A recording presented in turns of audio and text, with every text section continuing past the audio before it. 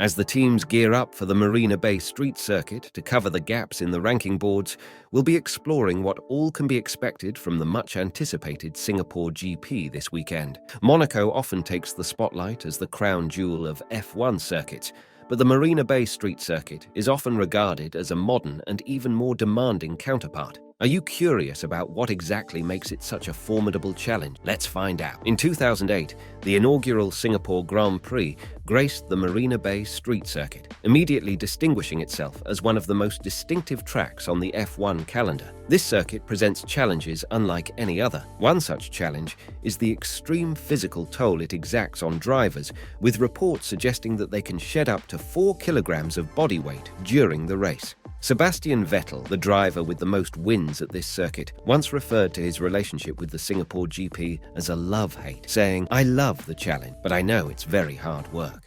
The upcoming Marina Bay Grand Prix will be 63 laps instead of 61 due to the track changes, holding its reputation as the most demanding race on the F1 calendar. First, let's see what kind of changes we will be seeing on the Marina Bay track this year. Due to construction work, a sequence of 4 nearly 90-degree corners towards the end of the lap, which used to lead under a grandstand, has been removed. In its place, we now have a brand new, extended straight section that links the gentle left-hander at turn 15 to the tight right-hander, now renumbered as turn 16. These changes promise to deliver a faster lap time, reduce the demand on brakes, and help drivers keep the tyres alive over a full lap.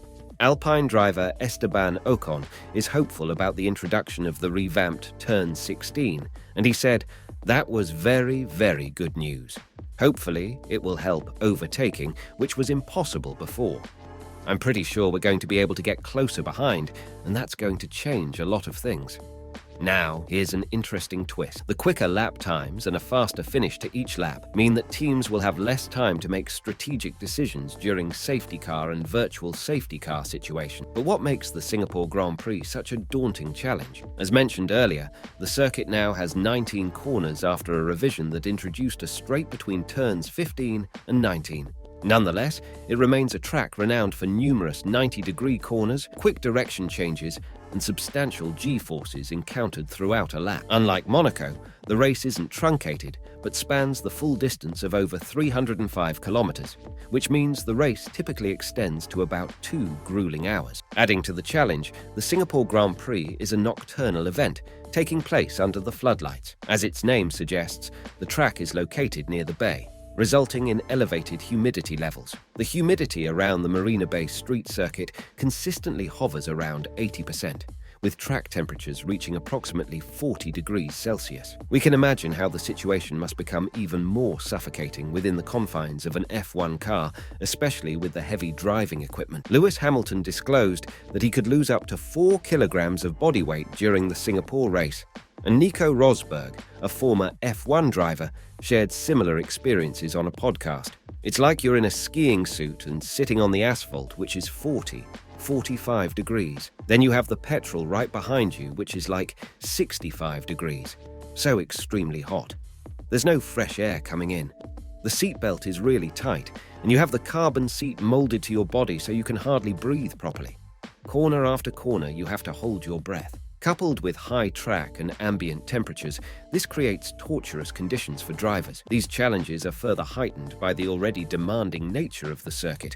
Although drivers undertake special training regimens to prepare, to get used to the excessive sweating, they spend substantial time in saunas, engaging in physical activities in the heat and humidity. Carlos Sainz shared his exercise routine on Instagram stories, where the Ferrari driver was riding an exercise bike in a sauna. Perez's Singapore-specific training regimen also includes weightlifting and cycling in saunas. While the other drivers are preparing in their own ways, no one can deny that all eyes are on Max Verstappen, who has a chance to extend his 10-win streak to 11 if he manages to snag a win at the Singapore GP. But while everyone is expecting Verstappen to continue his 11-win streak this GP, he has his own set of reservations. Although the Red Bull RB19 is undoubtedly a highly aerodynamic car, analysis suggests it might not be the quickest in slow-speed corners. This weakness was evident in Canada, where Aston Martin and Ferrari excelled in those corners. Red Bull's technical director, Pierre Wache, has also acknowledged these areas for improvement. I think in the high downforce case, and especially very high downforce like Budapest and Monaco, I think it's where our weaknesses appear. Also, in quality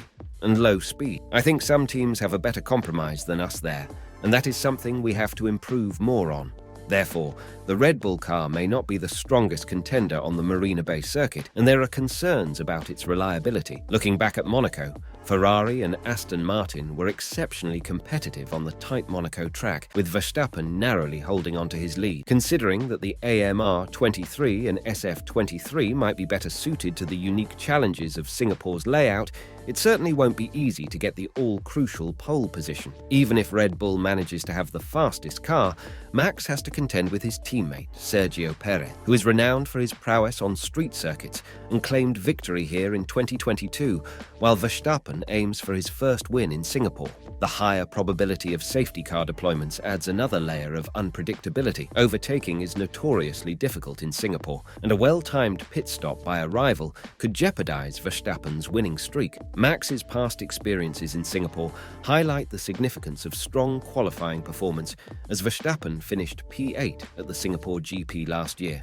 just one position ahead of where he started. In a recent discussion, Verstappen expressed his cautious optimism about the upcoming race. Little bit more difficult for us, but let's see. We'll do our best.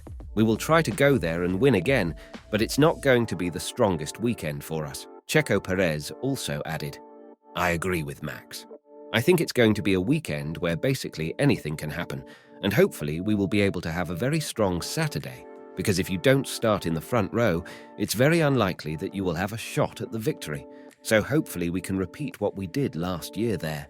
While we can't predict Verstappen's performance, we can surely keep an eye on the weather forecast ahead of the race. The final practice sessions on Friday and Saturday present a 10% chance of rain amid sunny spells. Sunday's unrelenting temperatures are forecasted to reach a high of 31 degrees Celsius. The humid weather carries a 45% chance of thunderstorms before the race, while the start of the race is predicted to have a 22% chance of rain.